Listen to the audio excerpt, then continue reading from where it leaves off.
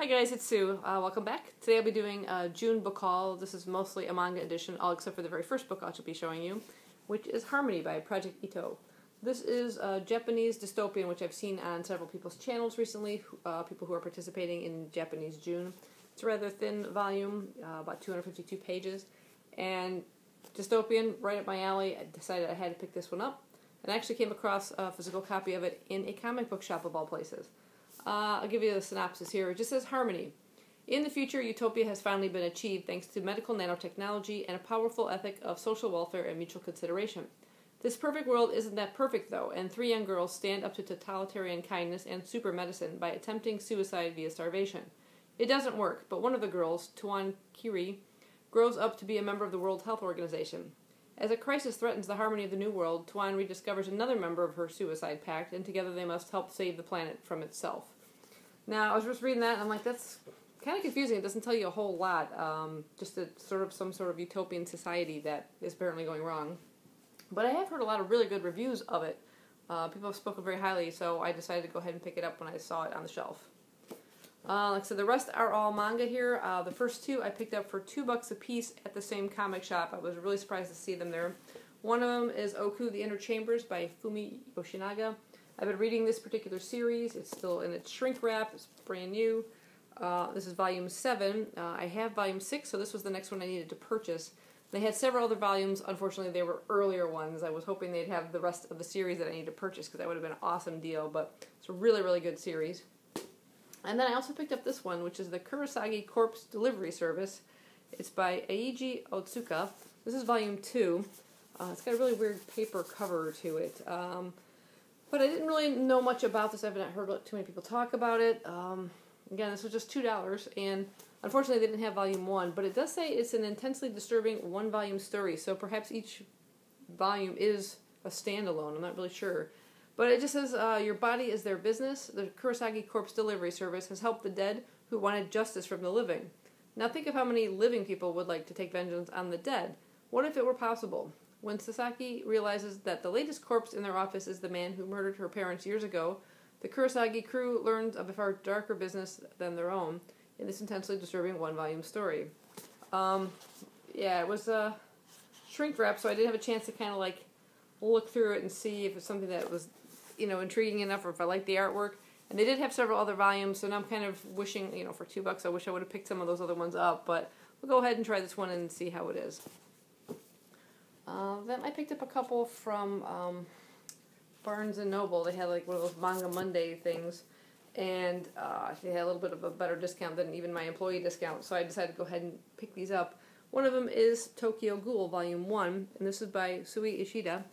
I had originally read this as a online, but it seems much different than the artwork inside here, so I'm kind of confused, but I definitely wanted a physical copy of it, help support the industry and everything, so I decided to pick it up. But it talks about ghouls living among us. They feed off human flesh, and there's a group of these people that are kind of hunting them, and I believe something happens to one of their members, and in order to save them, they end up transplanting ghoul organs into the body of this person. So now they are part ghoul, part human. So I really enjoyed what I had read online, but like I said, it seems much different, or my memory has gone and I don't remember too much of it, but it seems much different than what I had read. But the concept and the artwork is really, really cool, so I'm looking forward to getting that one. And it's a little bigger format than standard size for some reason. And then, in addition to that, I picked up So Cute It Hurts by Go Ikeyamada. And I don't really know much about it. It was volume 1. Just decided to pick it up just to try something a little lighthearted here. It just says the Kobayashi twins, Megumu and Mitsura, were named after historical figures, but only Megumu has grown up with a taste for history. So when Mitsuru is in danger of losing his weekends to extra history classes, he convinces his sister to swap clothes with him and ace his tests. After all, how hard could it be for them to play each other? But Megumu can't rely on just her book smarts in Mitsuru's all-boys delinquents paradise of a high school. And Mitsuru finds life as a high school girl to be much more complicated than he expected. So, yeah, they kind of twins that switch places, but brother and sister that are switching places. So sounded kind of comical and funny. I thought I'd pick that one up. And then this one was Kagero Days, Volume 1. And Mahiro Sato, I guess was the mangaka. It says art by that person. It says, this is the story of August 14th and 15th. Shintaro Kisaragi, self-appointed guardian of his domestic domain, has refused to leave the comfort of his room for 2 whole years. But Shintaro's life is about to take an unexpected turn when his computer crashes and he is forced to venture into the world he was happy to shut out forever. And he stumbles right into the middle of a hostage situation. So, maybe he's agoraphobic or something? I don't know. He doesn't, for 2 years he's shut in the house and stumbles into something really nasty. So, we'll see how that one turns out. And then I picked up another volume of Black Butler, Volume 4 by Yana Toboso. I have yet to read this. You could almost see them right there as the first 3 volumes. But just to kind of top off the purchase and get free shipping and everything, I had to add an extra one in there, so I got that. What I'm really looking forward to is eventually starting Blue Exorcist Volume 13. This is by Kazuo Kato. Absolutely love this series. You can see almost all of them right through there. Really, really great. Can't recommend it enough. Then I have Ajin Demihuman, Volume 5 by Gaman Sakurai. Kind of a horror, really creepy, super cool series.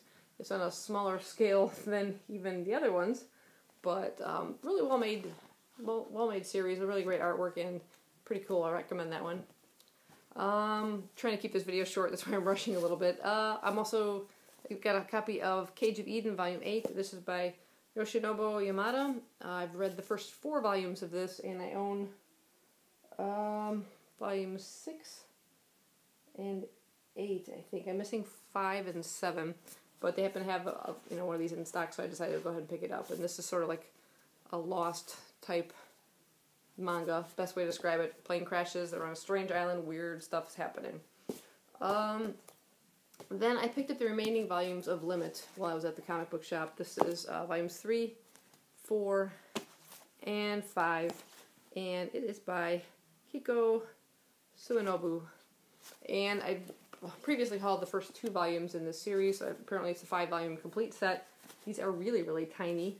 And again, this is sort of a group of girls, lots of bullying going on in the school, lots of cliques and things. And they're all traveling together on a bus that crashes, and apparently I'm not sure exactly where it crashes. It's some remote area, and they're kind of having to fend for themselves and stuff, and it sort of goes all Lord of the Flies kind of thing, so it sounded interesting. Then I came across this one, which is The Girl Who Leapt Through Time. It's by Ranmaru Kotone, and it seems to be a single volume one. It's based on an anime feature film, which I don't know anything about, but it says Makoto Kono is a junior in high school. She is good friends with her childhood friend Kosuke Tsuda, and transfer student Chiaki Mamiya. I'm slaughtering all these names. They pretend play baseball after school every day, but their relationship starts to change drastically when Makoto acquires the ability to leap through time. So, time travel, it's all up my alley here. Sounded pretty cool. There's a couple nice little color pages in the beginning here, but yeah, if I like it enough, maybe I'll even check out what the feature film is like. And then I previously hauled this one some time ago, which is Osama Tezuka's Ode Kirihito, a massive one I have yet to read. This is apparently volume 1, so I needed to get volume 2 before I decided to start this. And I came across volume 2 at the comic book shop. Much smaller. It's kind of odd to have a 2-volume set and have such a difference in size. It's rather bizarre. But there's some sort of disease that turns people into, I think, animals or something. Seemed really creepy, and the artwork is very bizarre too. These strange creatures, but yeah, you'll see here's this guy's got the face of a dog. Sounded really interesting. And the last one's also a Tezuka, and it's massive. As big as this is, I think this one might top it. And it's a complete omnibus edition of Dororo. That's how big it is. Let's see. Let's make a comparison. Yeah, it's a little bit wider. But this sounded really, really good. It says, a samurai lord has bartered away his newborn's organs to 48 demons in exchange for dominance on the battlefield. Yet the abandoned infant survives thanks to a medicine man who equips him with prosthetics, lethal ones with which the wronged son will hunt down the multitude of demons to reclaim his body one piece at a time and confront his father. On his journeys, the hero encounters an orphan child who claims to be the greatest thief in Japan, but who can't seem to steal his heart. So, I mean, it sounds really cool. You know, he's got to battle all these demons and get his organs back and stuff, and then I'm sure he's going to, like I said, seek revenge against his dad. So, sounded really intriguing. Like I said, it's a beast. But anyway, that is my haul. Hope you guys enjoyed it, and let me know if you've read any of these or if any of them sound interesting to you, and I'll see you guys next time. Bye-bye.